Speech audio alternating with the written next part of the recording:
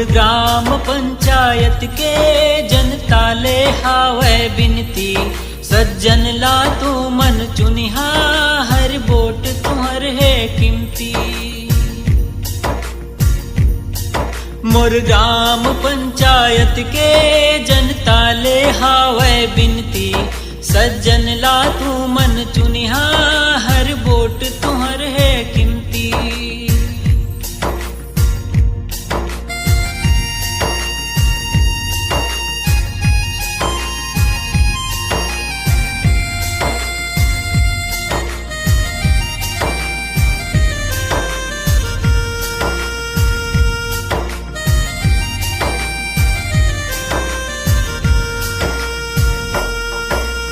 हमर गाँव मा नवा राज मा विकास के गंगा बहाना है, नवा सूरज संग लेवा परन आदर्श ग्राम भी बनाना है।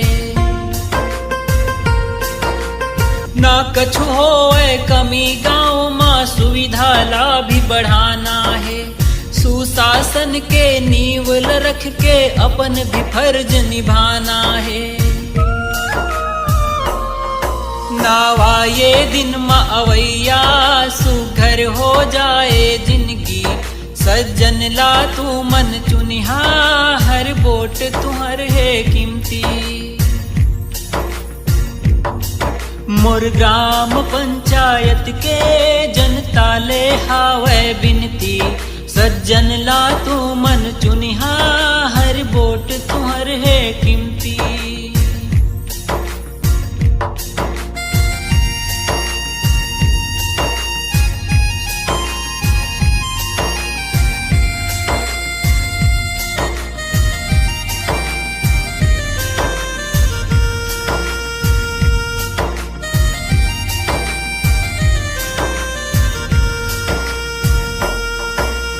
गाँव के मरम ला समझ सके जो सियानी ला पावे, सुने सदा जन जन के समस्या और निदान करवावे।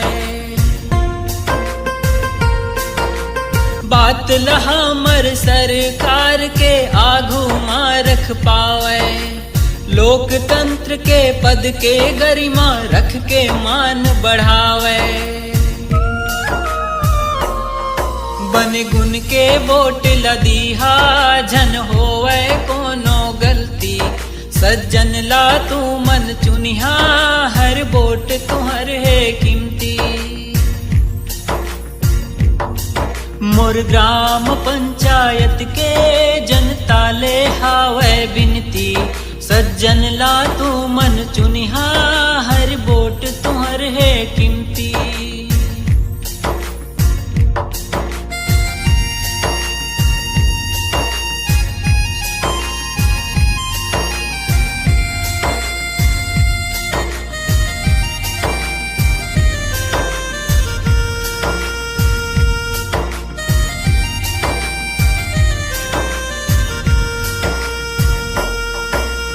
कर्मठ और संघर्षशील हो, जन जन के हो प्यारा, अटल रखे विश्वास हमर, बन सके वो सबके सहारा। भुला के हमला भेद भाव, बस योग्य व्यक्ति ला लाना है, सेवा के कर्तव्य ल समझे ऐसे मुखिया बनाना है। गाँव बने हमर भी ऐसे, दसो दिशा में बाढ़े कीर्ति, सज्जन ला तू मन चुनिहा, हर वोट तुहर है कीमती। मोर ग्राम पंचायत के जनता ले हावे बिनती, सज्जन ला तू मन चुनिहा, हर वोट तुहर है कीमती।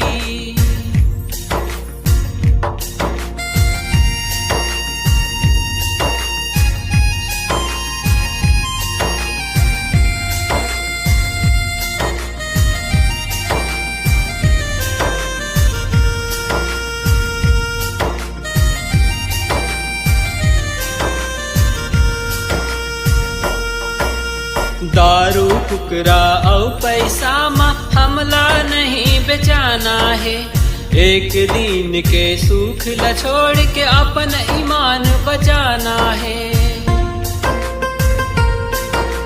शिक्षित या ईमानदार है यही ला ध्यान में रखना है। कौन हवे कत का पानी मा हमला ही तो परखना है।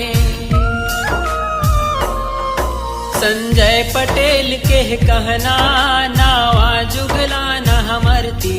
सज्जन ला तू मन चुनिहा हर वोट तुहर है कीमती।